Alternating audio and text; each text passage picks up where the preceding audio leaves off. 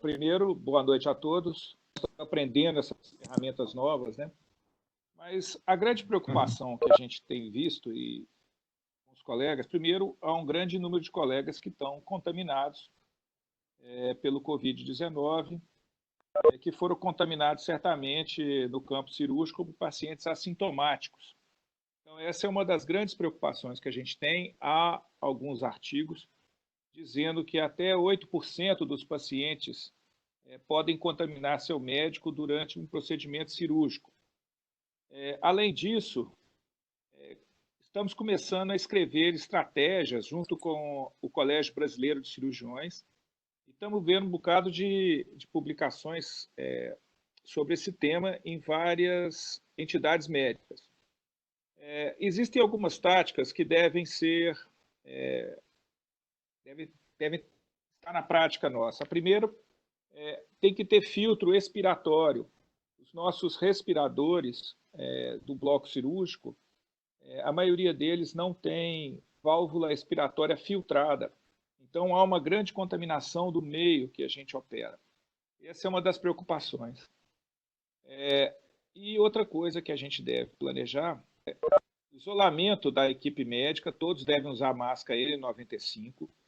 Nós deveríamos afastar os médicos e funcionários da instituição que são grupo de risco, porque eles podem ter elevado índice de contaminação e evolução da doença de maneira mais agressiva. E uma coisa que a gente tem percebido é que a carga viral, a quantidade de vírus que o profissional de saúde recebe, ela determina, em grande parte, a evolução mais grave do que os pacientes que recebem carga viral menor. Então, com isso, nós precisávamos bolar uma estratégia para o tempo pós-Covid-19, pós-pandemia. A nossa preocupação tem que ser tanto com os doentes, a padronização de exames que a gente deve fazer para tentar fazer o diagnóstico, o que tem sido muito complexo, porque tanto os exames de PCR, quanto de IgG e de IgM, eles têm muito baixa acuidade, muito falso positivo e muito falso negativo. Com isso, a gente pode estar operando um doente assintomático ou nós mesmos poderíamos estar assintomáticos contaminando nossos pacientes e nossos colegas. Esses tempos que nós estamos vivendo realmente são tempos novos que impõem um raciocínio diferente. O doutor Ângelo falou sobre protocolos.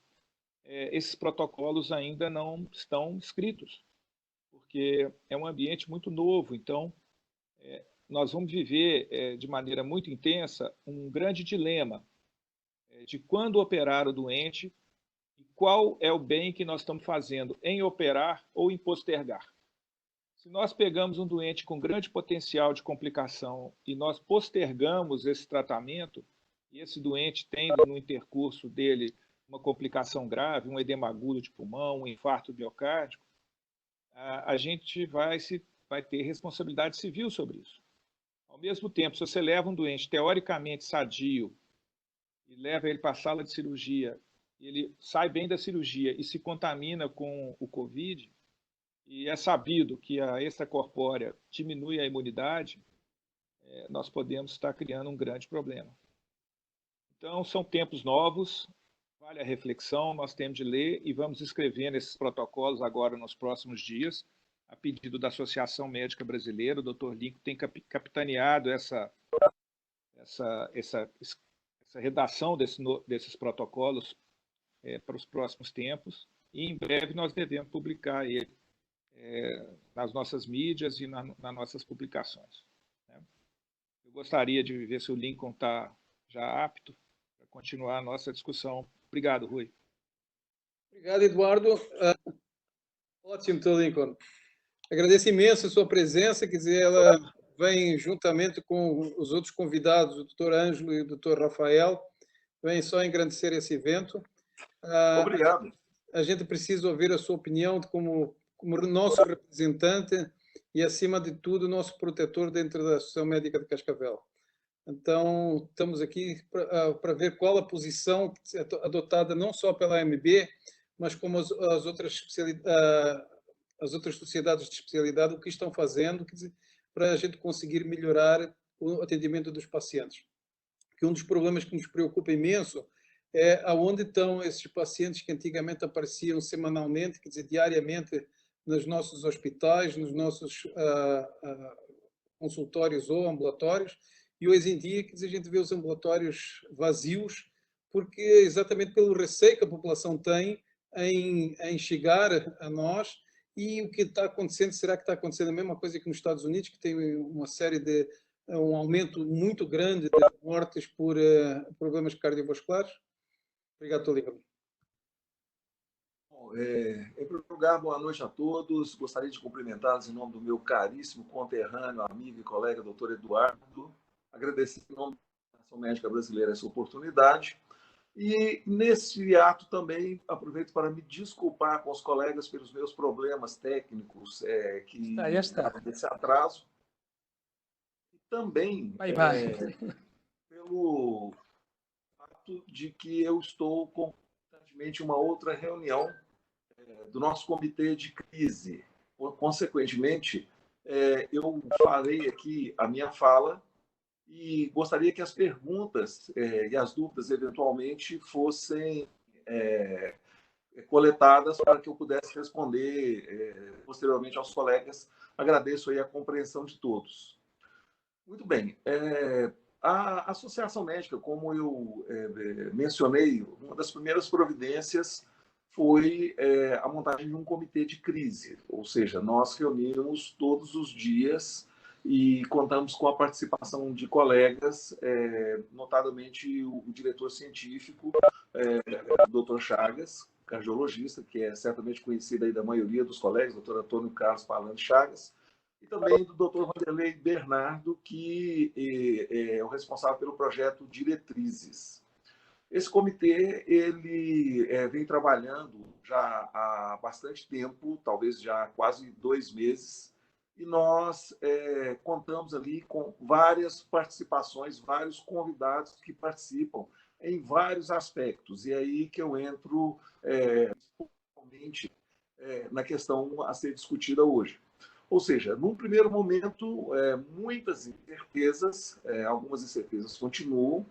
O que ocorreria se determinados modelos matemáticos estivessem corretos? A perspectiva de um golpe violento no serviço de saúde, como foi observado em outras regiões do mundo, mas teria que ser levado em conta alguns fatores, como o tamanho do país, a dispersão geográfica das pessoas, até o nosso tipo de clima pouco favorável, em princípio, a que um vírus de tropismo respiratório se espalhasse muito rapidamente.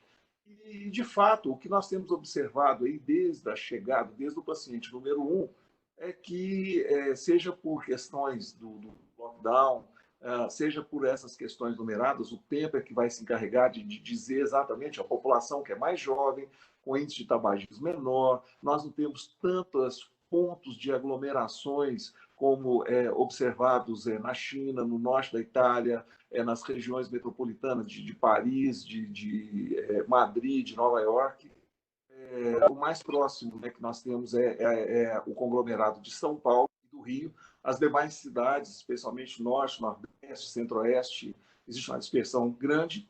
O fato é que as nossas curvas, felizmente, até o momento, exceto nos pontos mais citados, Rio, São Paulo, Fortaleza e Manaus, de certa forma, casos à parte, eram locais que a gente já vinha denunciando há muito tempo o grau de precariedade da assistência à saúde. Então, existe a questão da incidência da doença, mas existe um sistema, felizmente, que já vinha funcionando de uma maneira muito precária. Mas o fato é que começa a se discutir nesse momento exatamente essa questão do chamado pós-crise. Né?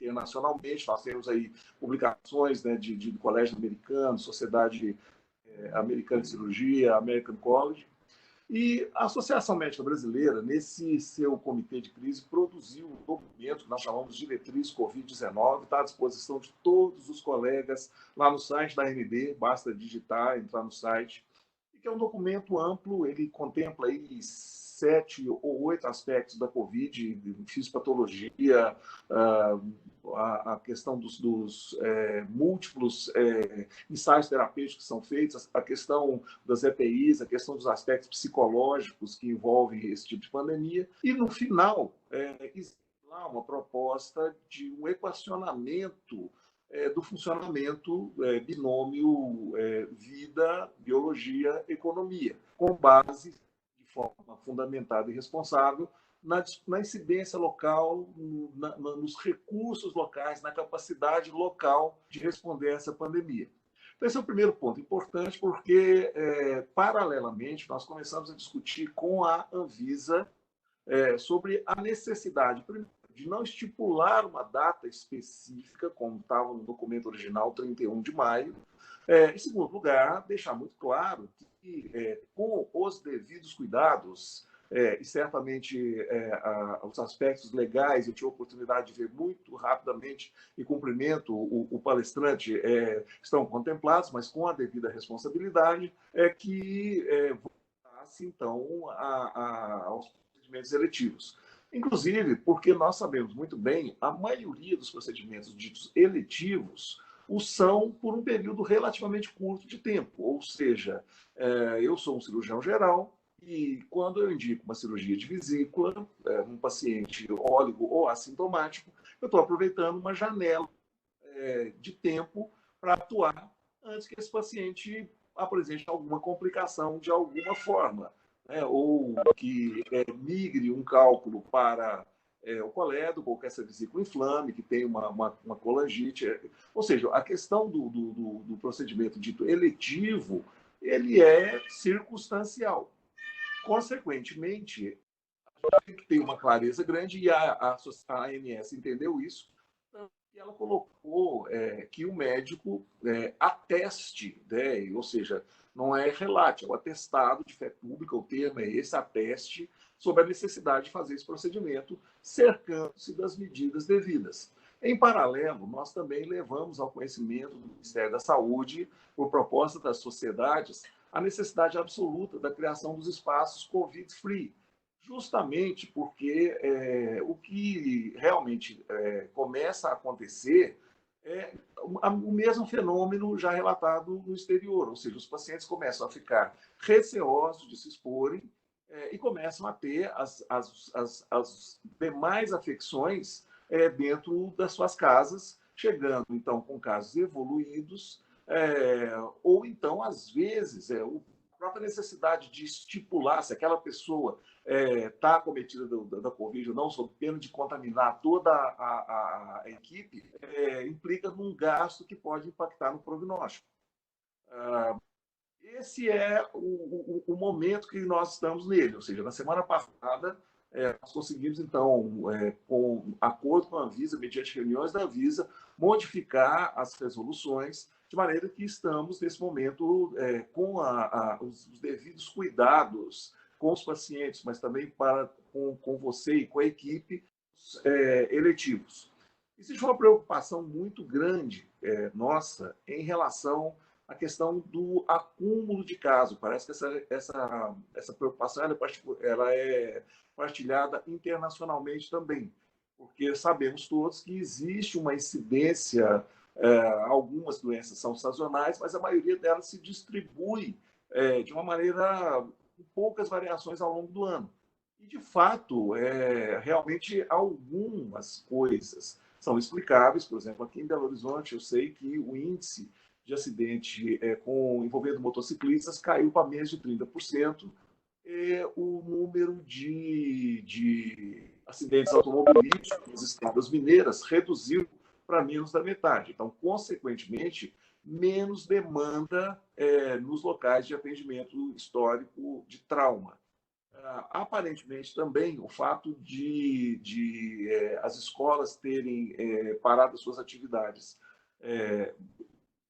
na época em que costumam se somar as mudanças climáticas, inversão térmica, também trouxe um benefício direto para a saúde respiratória das crianças.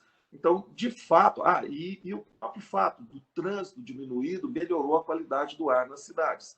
Então, isso são fatores que contribuem para que ocorra diferenças na incidência dos casos, mas alguns outros cânceres, notadamente as insuficiências coronarianas, os AVCs, esses, sem dúvida nenhuma, em princípio, não teriam por que ser afetados, né?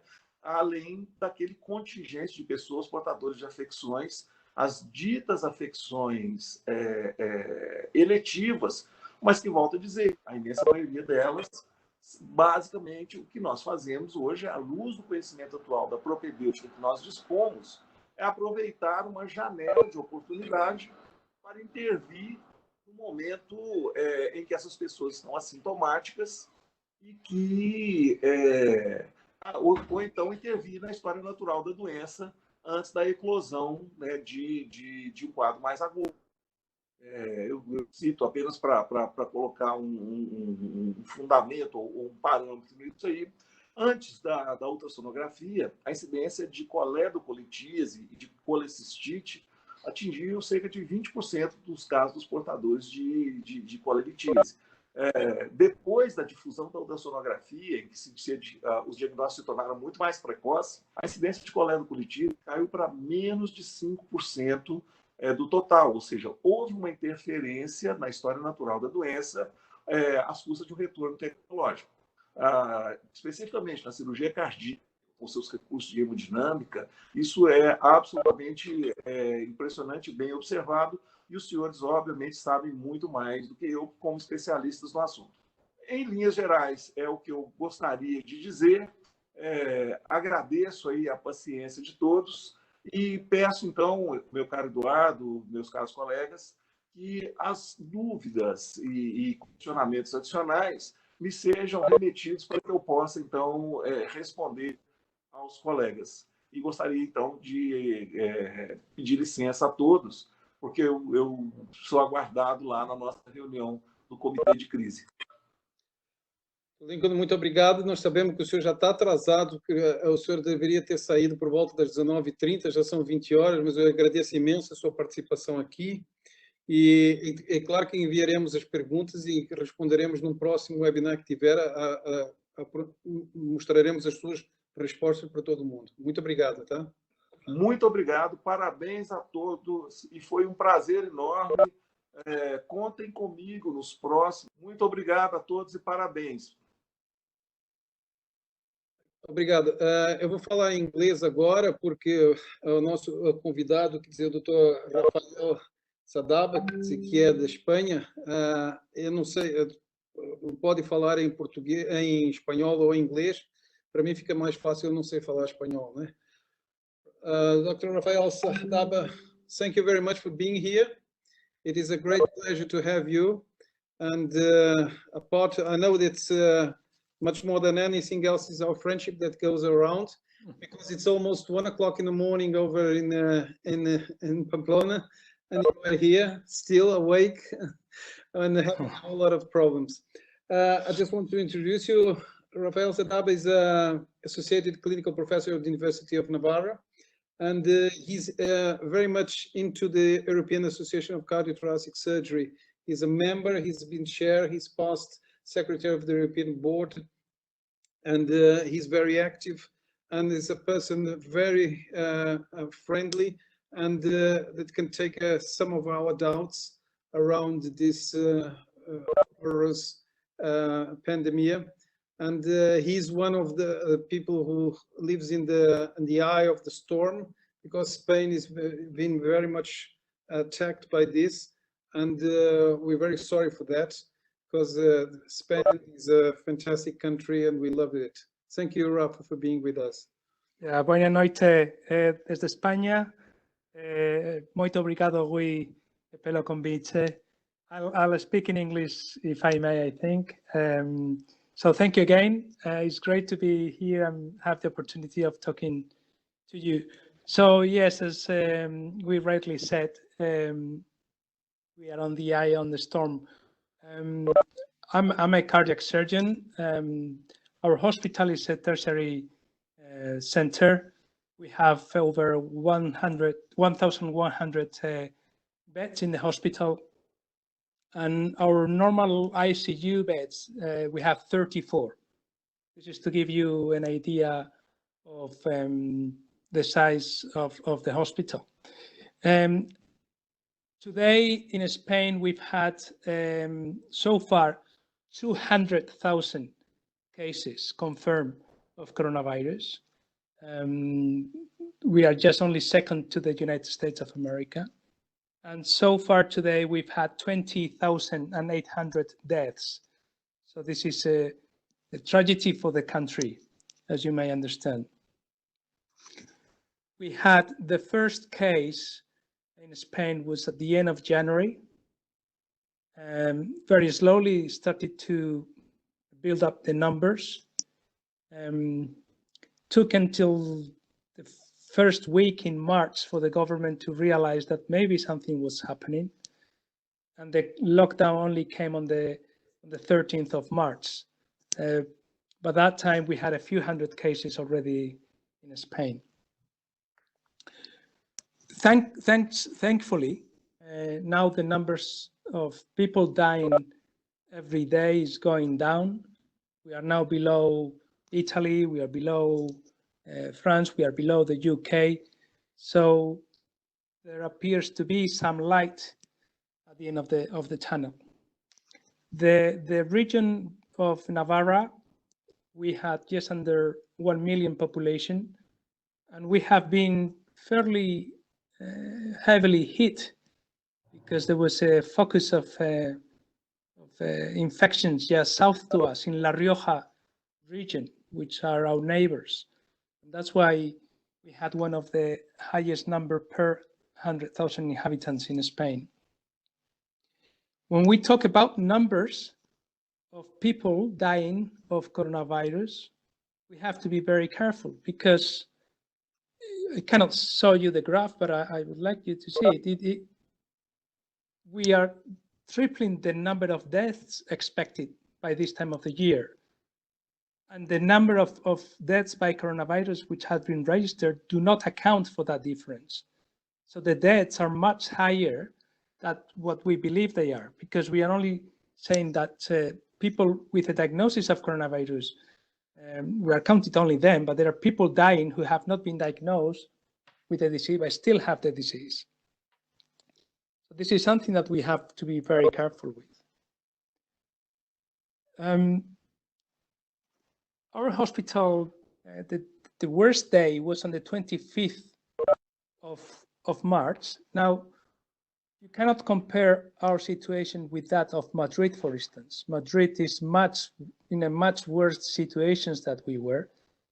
I was telling you that our hospital has got over 1,100 beds. At the peak of the pandemic, we only have 255 hospital beds used for COVID patients. So it's less, just about a quarter of hospital beds were COVID. We were very lucky in that we have a big hospital at home program, and we have nearly as many patients be looked after by doctors in their own homes. And I told you that we normally have 32 ICU beds in the hospital, but at the peak of the pandemic, that's on the 4th of April, we had 57 because we had created a new ICU beds in the hospital, elsewhere in the hospital. We were prepared in our first scenario was up to 70 ICU beds. But as I said, at the peak, we only got to 57. So we've always had enough ICU beds to cover our patients. At some stage, we were short of ventilators, but we did manage to keep all patients on the ventilator until new ones arrived. Now, with regards to our procedures to the surgery, when the government established the lockdown, which was on the 13th of March, we stopped all cardiac surgery. We only did the emergency cases. Now, and there were a number of limitations, a number of reasons to do that. First is because we were starting to run out of ICU beds and indeed protective equipment for surgeons and nurses and anesthetists. There was also the risk of operating on patients who had COVID but didn't have the diagnosis yet, the emergency patients. And we know from other regions in Spain that they have had a very high mortality on undiagnosed COVID patients. I've seen a report from Iran that the mortality for coronary artery surgery on COVID positive patients is up to 20%, when it is only 2.4% for non-COVID patients. So that's a risk that you take if you operate on patients that are COVID positive, but you don't know. Obviously, there is another risk of no COVID patients coming to hospital and getting infected in the hospital. And that's something that we had to consider as well. And then there is the risk of doctors and nurses getting infected with COVID patients who would come for surgery. And indeed, there was a big uncertainty of the future. Looking at what had happened in China, in Italy, in Madrid, we were very scared that the disaster could occur. But nevertheless, over these times, over these 4 weeks, we only did 5 urgent cases. All of them were coronary cases, which were acutely admitted to hospital. We had 2 dissections. One of them was not diagnosed on time, and the other one just died. She was helicoptering for another hospital, and as the helicopter landed, she just arrested and could not be resuscitated. And then we had done what we call medically necessary and time-sensitive procedures. This is what you would call high priority. They were on the waiting list. There were patients who were symptomatic and with advanced disease. Instead of using the ICU, we used the coronary care unit for these patients. And we've done okay with them. We had no problems. So we decided to bring patients in, those who were on the waiting list. We built up, and I cannot see you the slides, but a system. We did a ratio between how time sensitive these patients would be and how many resources they would require. So we rank all patients, we rank by phone all the patients on the waiting list and asked them how they were symptoms wise. Obviously, they were locked down at home, so they were not exercising that much. So they had no symptoms. But then we look at the ventricular dysfunction of all these patients, the severity of the disease, and we rank them. And then we look at how demanding they would be on resources, whether it was, multiple valves, or whether they have already renal failure or respiratory failure, or whether they were diabetic, more likely to require more resources. And based on that, we've created a priority list, and that's how we start to build on that. We'll start to call patients in, because now we are about to go back to normality. But this is a difficult path as well.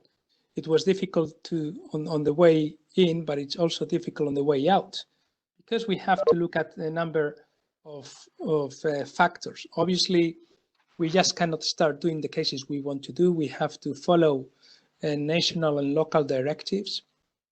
We have to make sure that what we do is safe. We have had no problems whatsoever with any of the other surgical cases that had been done in the hospital during the COVID crisis.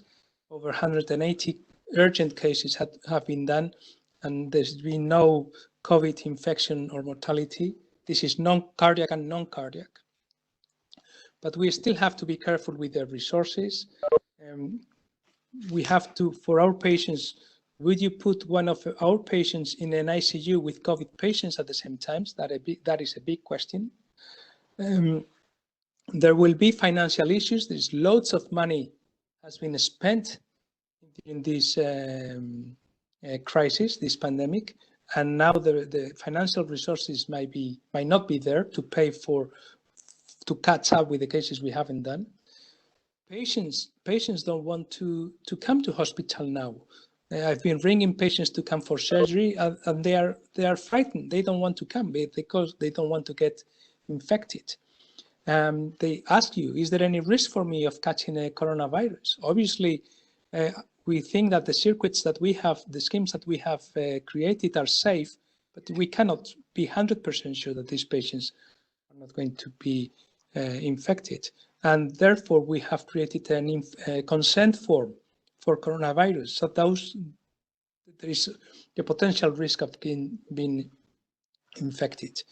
It's going to be difficult to manage the waiting list from now onwards, but also there are new opportunities, and we are already looking at new ways of working, new ways of organizing ourselves, new ways of organizing and managing the waiting list, which I think at the end will be for the better. So we've gone over the worst. To be honest, we were prepared, and the worst case scenario in our case, we never got to it, so that was good. But it's been frightening.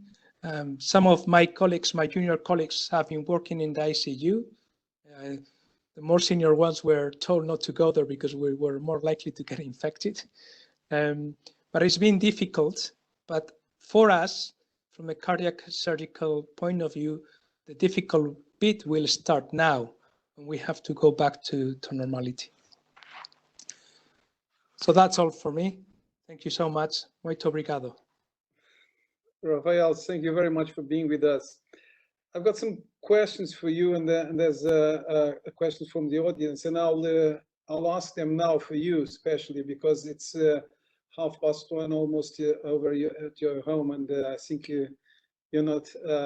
I wouldn't like to keep you awake from it. Okay. One of them is I'm very much interested in the psychological way that doctors act at your hospital. I know it's not one of the worst, but over here it's still not one of the worst all around, except from Rio and São Paulo. But how are people coping with this? Because what we hear, it's over in New York or over in Madrid in Italy, it's astonishing how people go down, and burnout syndrome, it's going to be something that's going to happen for all of us. Yeah, we could see that in our colleagues who went over to so the hospital was split into two. So there was half of the hospital was COVID, the other half was no COVID. So those who were sent over to the COVID area, they've had a rough time.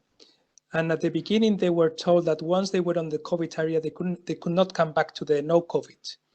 And I think that was the worst for them, because they thought they were going to be there for a long time. And you could see them. They were so tired, frustrated,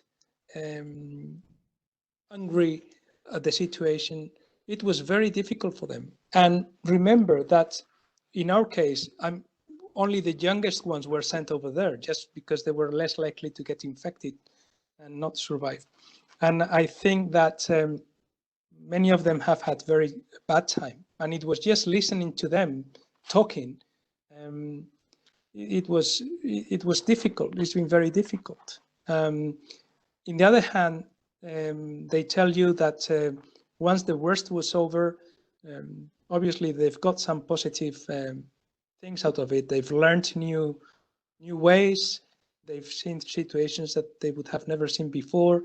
They've been able to manage very difficult situations. But yeah, I agree. It's tiring, frustrating, and you could see in their faces and talking to them, it was just frightening. It was frightening. Okay, I've got a question also from the panel. Did you put any of your patients, your COVID-19 patients, in ECMO?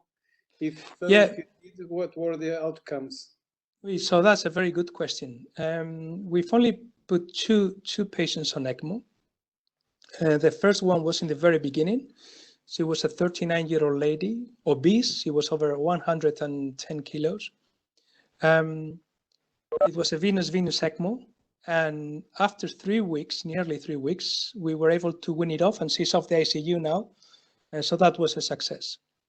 And then we were getting very bad data on ECMO patients, so we were a bit reluctant. But then only last week, we had a 57-year-old patient with no other problems whatsoever who needed ECMO, venous, and we decided to put the ECMO on it. And within 5 days, the membrane clotted, thrombosed. We had to change the membrane, and suddenly we saw a drop in the platelet count. And we started to get a high gradient across the membrane in the second set. He happened to have heparin-induced thrombocytopenia, and then we changed the heparin to vivaluridine. But the problem we had then is that so we had to. Then he had a bleed from the lung. He had a hemothorax, so we had to stop everything and remove the ECMO. But thank goodness, he's just managing all right without the ECMO, and hopefully he will be all right. So the ECMO helped him for a few days, the critical days. But then we had to remove it. Remember that these patients have coagulopathy. They are very prothrombotic, and we are seeing a fair amount of sudden deaths, which are not related to respiratory failure, but to thrombotic events. We are seeing loads of pulmonary embolism. We are seeing thrombotic complicated peripheral thrombosis, and we are probably seeing coronary thrombosis as well. So hypercoagulopathy status is important, and these patients should be very carefully anticoagulated. This is something that we've learned, and we've learned late in the process. Okay, so far we had 100% survival with ECMO. Good. It's very nice to hear that some good news around the world. Eduardo Rocha, you have some questions to Dr. Rafael Sadaba? Yes, thank you for being with us. I'd like to know how are you dealing with the tests? That's the greatest problem, I think, because the test has a very low specificity, and the sensitivity is very low too. How to decide how to use them? That is a very good question, because there are tests for doctors and nurses, for health practitioners, and there are the tests also for the patients. So it is most important that, if at all possible, to get all doctors and nurses tested for coronavirus, doing PCR, both in the larynx and in the throat and in the nose. Because if you add both a PCR of both of them, you get a good sensitivity. But it's very important to do that. And we've done that to all doctors and nurses. Now the next is doing the test for patients, and you are right that probably doesn't matter what you do, 5% of patients will have COVID without you knowing that, and that's a risk we will take, because they tell you, well, just take the full protection to do an operation. But obviously you cannot do a dissection with a full gear. It's just impossible to do it. So we will take risk, and we are taking risk, and there is no a way out. But all patients that can wait to get a test, a PCR test 48 hours in advance before, and if they are negative, then we go ahead. If they are positive, if they can wait, they wait. If they cannot, the procedure is done with the full PPE. But it's right, and we had the problem in the beginning that we didn't have enough tests, and we didn't have enough protection, and that is a big problem. How about the second wave? Are you seeing back in Spain the second wave of COVID positive? So we haven't yet. I think that it is about to come. We are still being careful. So we are, all the extra ICU beds that we had to open, we have not closed them down just in case. But obviously people will start to relax, and it is likely that the second wave will come. But we just cannot wait until to restart operating, because if we do that, patients will die on the waiting list, and then we will not be able to catch up later on. So at some stage, we will have to take risks. We have to manage those risks, but we will have to take risks. Rafa, I want to pick up your brain because it's so far away, but the problem is that you're ending now, or the descending part of the curve is rising over here. Apart from the cardiovascular point of view, as a cardiac surgeon, as a member of the community, how do you feel about economical problems that are going to come out after all this is finished? That's I mean, I think we are going back to the crisis we had some 6, 7, 8 years ago, from the economical point of view, and that is going to hit us quite hard. From our point of view, the system over here in Spain. So this is a 100% public, not 100%, but 90% public system. So for doctors, it will not have much of an impact because we are just paid by the government, regardless of how many cases or we do or not. But for the society, for the rest of the community, it's going to be very, very difficult. Remember, for Spain, tourism is very important, and most hotels, restaurants, bars are going to be closed for many months, and it's going to be a financial catastrophe. How we'll get out of that, I don't know, but it's a very difficult balance to reopen services and business against getting a new wave of infection. So difficult times. And do you think in October European meeting will be a green light? At this stage, we are going ahead with it. I think that very much will depend on what happens with the government directives, if congresses are allowed, whether hotels are allowed to open. So nobody knows yet, but I think we will have to wait. I think it can go either way. 50-50 chances. Rafael, thank you very much. We surely would not take into harm if you want to leave. If you want to stay, you're welcome. I'll stay. I can. Thank you very much. O professor Henrique Moura. O professor Henrique Moura, todo mundo sabe quem é, o diretor científico da Sociedade Brasileira de Cirurgia Cardiovascular hoje em dia, e é professor titular, foi professor titular de cirurgia torácica da UFRJ e hoje em dia é emérito. É um prazer tê-lo aqui também. Desculpe ter sido o último, mas os últimos primeiros, quer dizer, a audiência maior nesse momento, né? Henrique, obrigado. Então, boa noite. Eu vou fazer os comentários rápidos. Mas, para pensar em termos de cirurgia cardíaca em paciente com Covid, a gente tem que pensar que a gente tem que proteger o paciente, tem que proteger a instituição. Você trazer, às vezes, um paciente com Covid para o meio de um ambiente que não tem Covid, isso pode fazer uma tragédia para a instituição. E nós temos que proteger o pessoal que trabalha com a gente. Em termos de cirurgia, alguns aspectos rápidos também.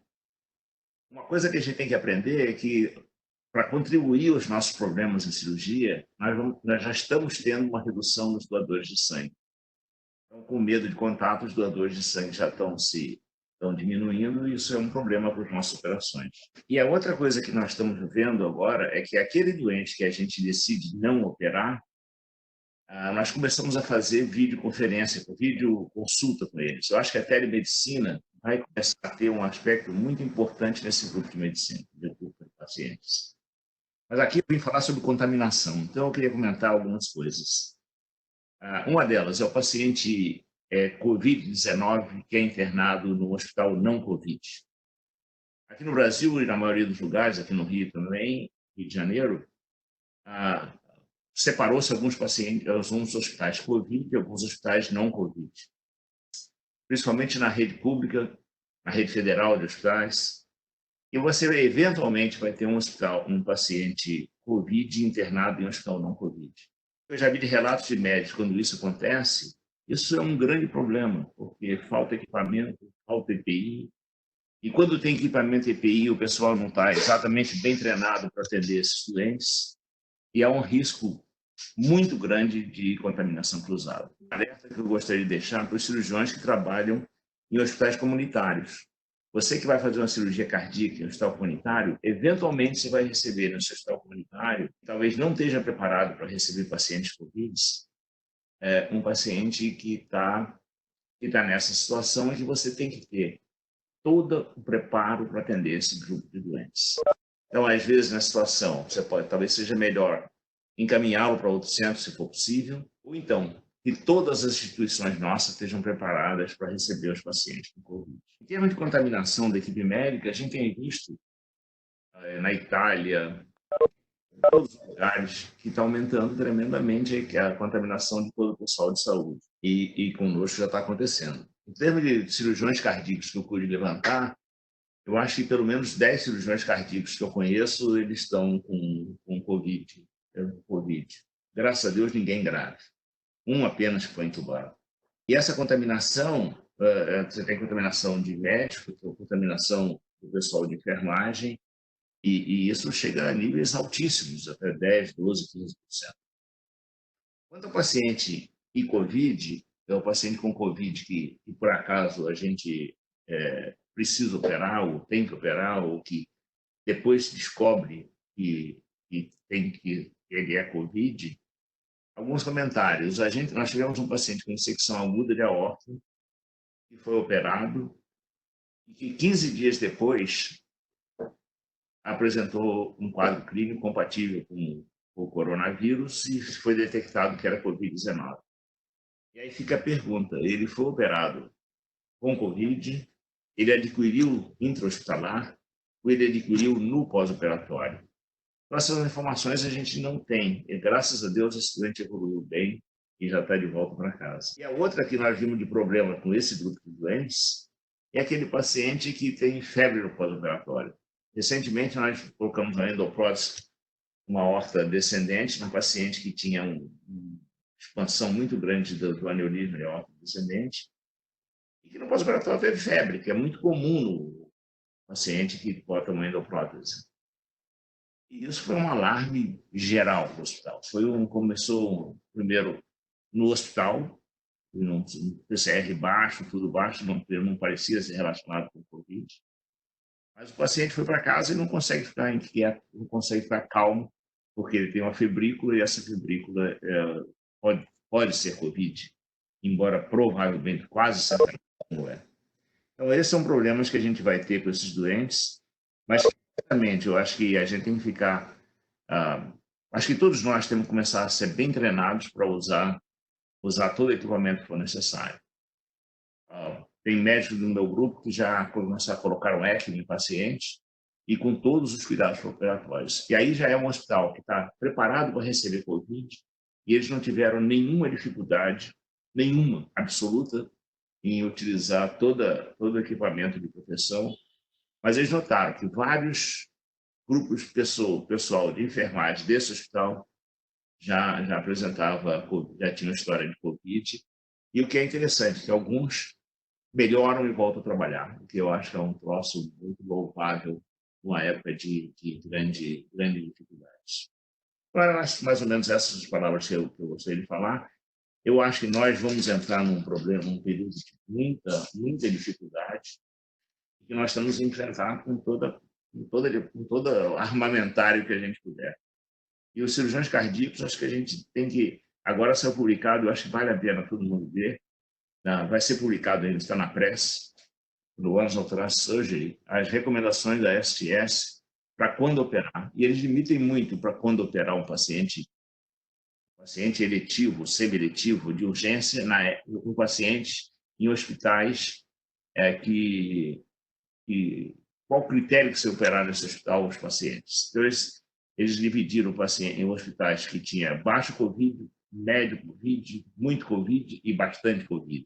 Então, os pacientes que tinham hospitais que praticamente não têm Covid, você poderia operar aquele paciente com estenose aórtica, que tem sintoma, mas que está bem, mas que precisa da cirurgia, você poderia operar. Mas naquele paciente que Covid, que é 80% do movimento do hospital, esse paciente não pode ser operado. Só operar mesmo aquela grande emergência, o lesão de tronco, ou a dissecção aguda. Essas palavras que eu tinha que falar. Muito obrigado e acho parabéns aí pelo webinar. Obrigado, Murat.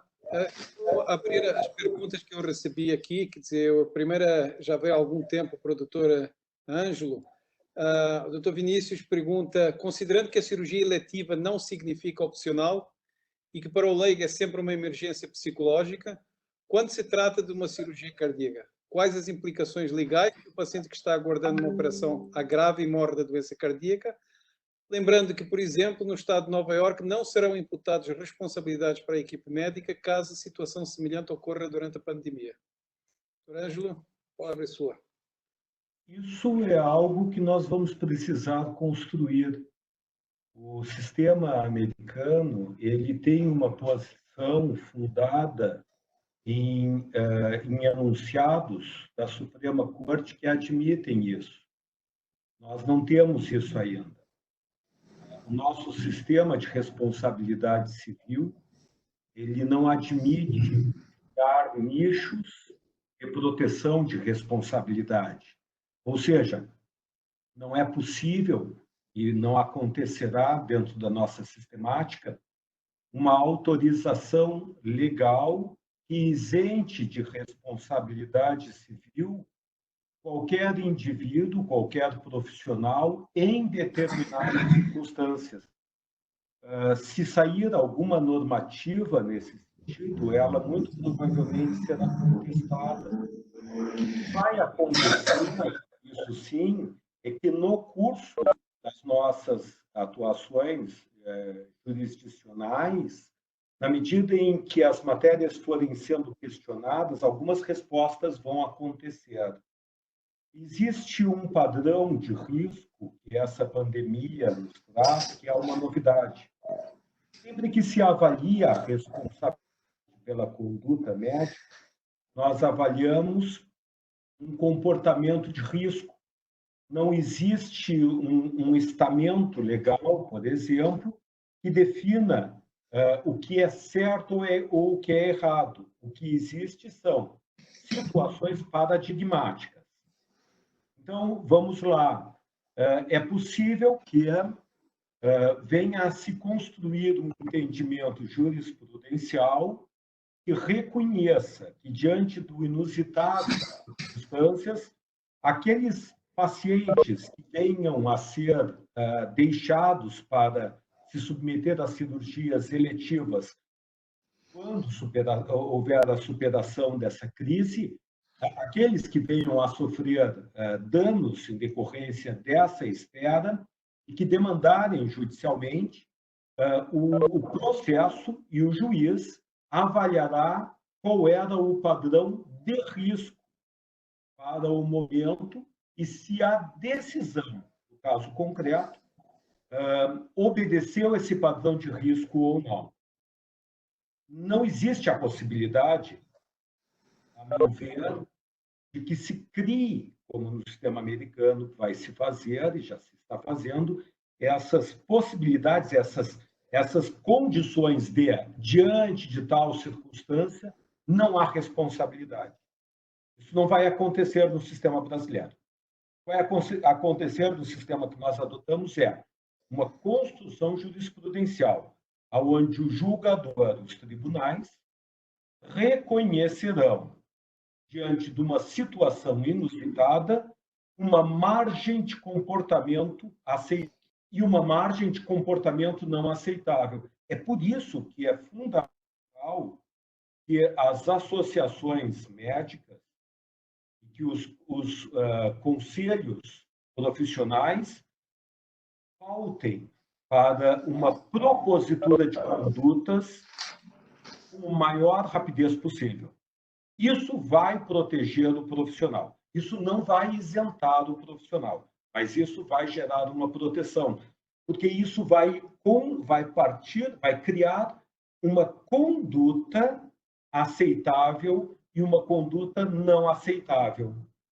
Vamos imaginar que nós tenhamos um paciente que venha a agravar e se converter em uma emergência e que poderia, em situação regular, ou seja, deveria, em situação regular, fora dessa condição excepcional, ser submetido a uma cirurgia para que não se convertesse em urgência e, assim, ser submetido aos riscos de uma cirurgia de urgência ou emergência.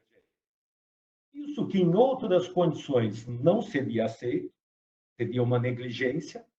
Nessa condição, em que se recomenda uma prudência e a adoção de métodos menos invasivos, ela constituirá um novo padrão de comportamento. É fundamental. Fundamental, eu vejo isso na minha militância, porque como promotor de justiça na área da saúde, eu também atuo como fiscal daquelas ações que envolvem responsabilidade civil, que envolvam o sistema público de saúde, mas que envolvam médicos. E também o sistema público de saúde. Eu não atuo na responsabilidade civil quando ela é absolutamente privada. Eu atuo na responsabilidade civil em que haja também serviços públicos. E o que eu tenho percebido nesse contexto é que o sistema judicial ele é muito sensível às recomendações feitas nos protocolos de entidades profissionais. Muito, muito sensível. Porque ela é feita na esteira de um cuidado ético, de um cuidado técnico e, ainda que seja orientativa, ela permite uma conduta limítrofe entre o dever e o não dever. Ela é mais do que orientadora na prática. Então, as associações médicas criem esse tipo de protocolo, o quanto antes, diga-se. Em casa, isso ajudaria a pautar a margem de comportamento aceitável? Quer dizer, eu acho que o senhor já respondeu em parte a isso aqui, quer dizer, se o juiz pode se basear em cima disso, mas gostaria de elaborar? Sim, sim. O que eu tenho observado hoje, eu até tenho notado que esses comportamentos de risco, as decisões judiciais, elas têm que se pautar em cima da ciência. Mas é preciso lembrar que quem julga nem sempre consegue acessar essa informação científica com facilidade. Portanto, o melhor comportamento seria pegar aquelas situações mais corriqueiras que conduzem dentro da expertise dos senhores e definir o que é uma margem de erro aceitável ou não e quais os comportamentos. Nós temos, por exemplo, já assentado que a informação trazida pela uma tomografia computadorizada é um cuidado mínimo exigível. Os testes constituem também cuidados mínimo exigíveis. Por quê? Na medida em que estamos falando de pacientes eletivos, na medida em que eu testo um paciente eletivo, eu tenho uma outra demanda. Se ele testar positivo, não significa que eu não deva operar, mas o profissional deve exigir do hospital que ele tenha o suporte que não é apenas um leito de UTI, mas é um leito de UTI COVID. Se ele não tiver, esse paciente vai precisar ser transferido para um leito de UTI COVID. Então, a testagem ou a falta de testagem inicial pode, sim, ser um cuidado a afastar a responsabilidade civil. Um outro cuidado que me parece adequado é fundamentar uma classificação de risco. Qual dentro daquela condição clínica do paciente, qual o risco dele agravar subitamente, e ele for monitorado com uma certa frequência, se isso for dentro do sistema público de saúde, não é um sistema fragmentário, o sistema público de saúde é um sistema de redes. O ideal seria que esse monitoramento fosse feito pela atenção primária com reportagem mediante telemedicina. Esse seria um cuidado que demonstraria um zelo que provavelmente afastaria qualquer tipo de demanda judicial, porque o médico não estaria se desobrigando. Veja que já não temos essa possibilidade tão presente quando nós falamos dos sistemas fragmentados de saúde, que são os sistemas privados. Mas no sistema público de saúde, isso é perfeitamente executável na medida em que nós temos as redes de atenção primária. Muito bem. Também é importante lembrar que a maior parte das demandas por erros médicos ou por responsabilidade médica, ela se dá com o paciente SUS. Não só porque o paciente do sistema público ele é mais numeroso, mas porque os riscos de uma demanda do paciente SUS acabam sendo menores, evidentemente, porque, enfim, quando o paciente tem recursos, se ele perder, ele paga. A margem de erro de responsabilidade patrimonial que o autor da ação que tenha recursos é maior, evidentemente, do que um paciente economicamente hipossuficiente.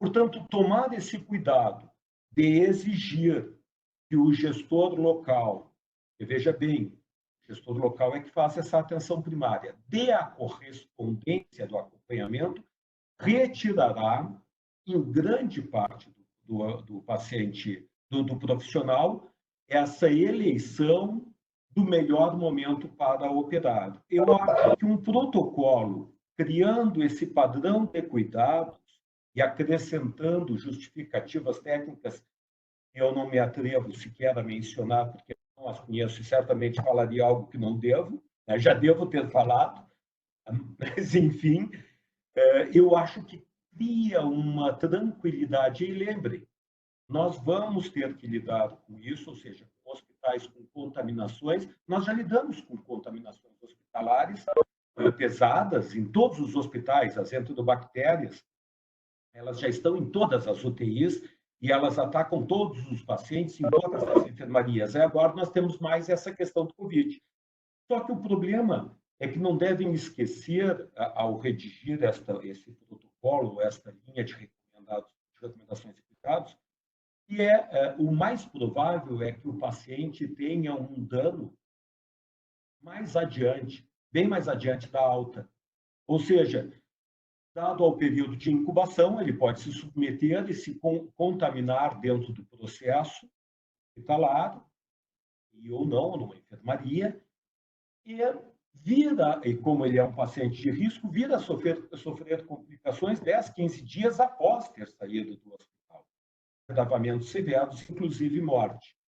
Eu acho que para essas circunstâncias é que vai ser extremamente importante a colocação como protocolo do exame ou da coleta do material antes dele ter a alta daquele processo de atenção cirúrgica a qual ele foi submetido. Em relação a isso, uma outra pergunta aqui, quer dizer, relacionada com isso, que é quanto tempo, desculpa, além dos precedentes autorizadores da cirurgia pela cirurgia cardiovascular, a sociedade, seria importante fazer teste COVID antes e depois de cirurgia, nos 14 dias, para constar no prontuário. Isso seria algo bom para o médico se poder defender mais tarde? Eu acho que o doutor Ângelo já falou depois do teste. Desculpe. Perfeito. Eduardo, antes ou depois do período de internação. Para poder comparar um com o outro, não é? Quer dizer, perfeito. Eduardo, você queria fazer uma pergunta? O doutor Ângelo comentou, e é uma preocupação que a gente tem, e agora nós vamos escrever esses protocolos, obviamente, nós já estamos fazendo isso. O que mais preocupa a gente é, como eu perguntei para o doutor Rafael, Sadaba. Os exames são muito ruins, para falar bem a verdade, a gente tem que falar abertamente. Eles têm uma sensibilidade, uma especificidade menor que 30%. Nossos colegas que estão dando plantão por aí, eles têm que fazer 3, 4, 5 exames num doente de PCR para conseguir dar um positivo. Então, assim, o exame ele não nos dá a segurança necessária para a gente indicar uma cirurgia com toda a tranquilidade. Talvez ele não seja uma boa ferramenta para a defesa do médico num processo, num eventual processo. Uma preocupação muito grande é justamente com isso. O primeiro exame é o PCR, que a gente faz a coleta local. Depois, nós vamos ter aparecimento de IgM e depois de IgG, que são exames imunológicos que vão aparecer na vigência da doença e no IgG quando a gente já venceu a doença e nós vamos ter aquela cicatriz imunológica.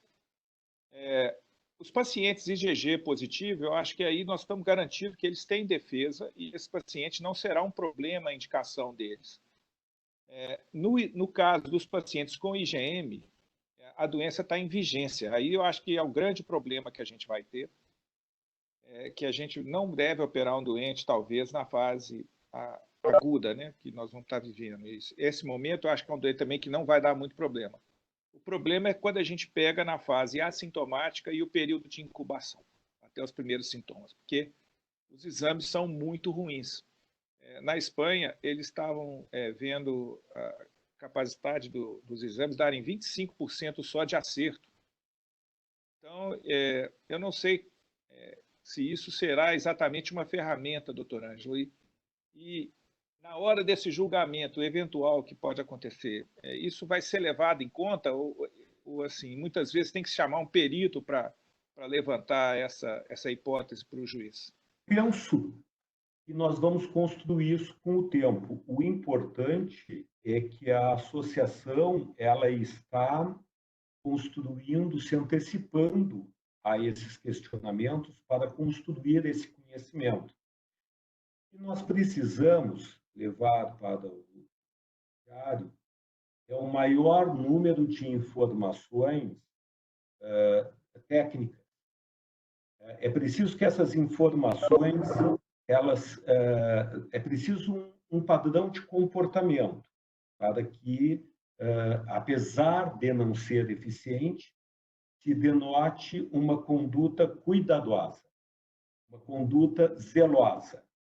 Demonstrar isso, o profissional que exerce esse nível de cuidados, ele demonstra um zelo excepcional ou um grande zelo. Se isso for agregado, se a isso for agregado as considerações, as diversas considerações que vão surgir, estão surgindo, científicas, nós vamos conseguir demonstrar, dar ao julgador uma possibilidade dele fazer as diferenciações necessárias para emitir um juízo de valor, que ele terá que fazer, ele terá que emitir. Ele não pode se furtar. O grande problema é que nas prestações de serviços dessa natureza, principalmente as hospitalares, não tanto as médicas, mas as hospitalares, porque as médicas é preciso demonstrar uma série de circunstâncias, urgência, etc. Mas nas hospitalares, o grande problema é que a falta de informação ela pende contra o prestador de serviço. E isso é um problema que tem que ser cuidado, porque os hospitais eles têm um padrão de comportamento, uma tendência de comportamento que é, à medida em que são muito judicializados, agregar seguros a todas as atividades, e isso tudo vai criando, vai aumentando o preço, vai aumentando o custo do serviço de saúde. Então, veja, na medida em que os hospitais hoje, quando começou a circular as enterobactérias, essas multiresistentes, começaram a sair processos de toda ordem por infecções hospitalares. As condenações começaram a ser muito intensas. A agregação de seguros para poder se defender dos efeitos práticos dessas decisões, começou a aumentar o custo de todos os serviços. Isso é um efeito colateral indesejável. Como que nós trabalhamos com isso? Precisamos que, a cada discussão judicial que vier a surgir, se desestimule as soluções via resolutividade por seguro. E criar o debate e levar, em grau recursal, esse debate aos tribunais para começar a criar as posições jurisprudenciais e paradigmáticas.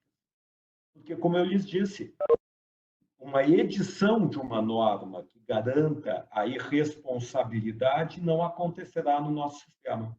Se acontecer, ela será contestada judicialmente. Nosso sistema é de tal característica que, se sair uma lei dizendo que aquelas situações que ocorrerem, os danos ocorridos durante o período Covid, não são passíveis de dano e de indenização por dano, se isso sair, haverá contestação disso, cede provavelmente de inconstitucionalidade. Existe um preceito constitucional que é o de que o acesso ao judiciário tem que ser livre. Então, nós somos muito casuísticos. A nossa sistemática é muito casuística. É uma característica do sistema, de sistemas judiciais latino-americanos, são muito casuísticas. Então, o que nós vamos fazer é isso. Nós vamos debater e vamos levar isso a tribunais, as últimas instâncias, criando, aí sim, paradigmas através de decisões que se concretizem a nível do Supremo Tribunal Federal. Isso é o que a gente pode fazer de melhor. Eu vou pedir a Sandra para abrir o microfone para quem tenha perguntas para fazer, quer dizer, da parte de quem está atendendo. Eu tenho uma última pergunta que foi mandada e era para o doutor Henrique Moura, gostaria que ele respondesse. Quanto tempo ainda esperar para organizar e reiniciar os procedimentos de cirurgia cardíaca de forma rotineira? Acho que a resposta, acho que nenhum de nós ainda tem, mas eu vou deixar isso aqui para você que é mais experiente, Moura. Eu acho que a gente ainda não tem. Eu acho que o negócio vai ter que se voltar muito gradativamente. Não tem jeito. Eu acho que... E aí cabe muito, aí vai variar muito nas regiões do Brasil. Eu acho que os locais onde houver menor exposição de Covid, menor incidência de Covid, talvez possam voltar mais rapidamente às cirurgias eletivas. Os locais como São Paulo, Rio, em que tiveram grande exposição de Covid, eu acho que certamente o negócio vai ter que ser lento. Alguém gostaria de fazer alguma pergunta para um dos panelistas? Ok, eu acho que nós não temos mais nada. Bom, eu vou agradecer, em primeiro lugar, ao Dr. Ângelo. Desculpe os problemas técnicos no início, mas eu conheço o Dr. Ângelo há muito tempo e ele é uma pessoa que é extremamente ponderada nas suas posições e ele tem me ajudado muito, quer dizer, não só a mim, como a uma série de médicos aqui em Cascavel. Ele conhece bem, quer dizer, os problemas. Agradecer a paciência de estar aqui, quer dizer, conosco, nos poder elucidar. Obrigado, Dr. Ângelo. O Rafael saiu, ele disse, quer dizer, são 2 da manhã quase na Espanha, e no dia seguinte todos nós trabalhamos, foi um prazer tê-lo aqui, quer dizer, Lincoln, quer dizer, ele saiu, nós vamos entrar em contato com um próximo webinar. Eduardo, obrigado por poder começar isso, esse é o primeiro de vários, nós estamos projetando um outro. O próximo, nós temos vários temas para serem discutidos, que nós vamos ver em virtude dos palestrantes. Só vou deixar para vocês uma palhinha. Nós temos um de ECMO para fazer, mas ECMO em relação a isso. E nós temos um convidado estrangeiro, amigo do Henrique Moura, que já aceitou vir aqui. E nós temos também algo que vai interessar, só estou esperando a chancela de uma pessoa para poder lançar, que é o fechamento endovascular de defeitos de septo atrial e também o uso de válvulas de rapid deployment, de liberação rápida para a cirurgia. Então, nós temos uma série de webinars que nós vamos poder fazer.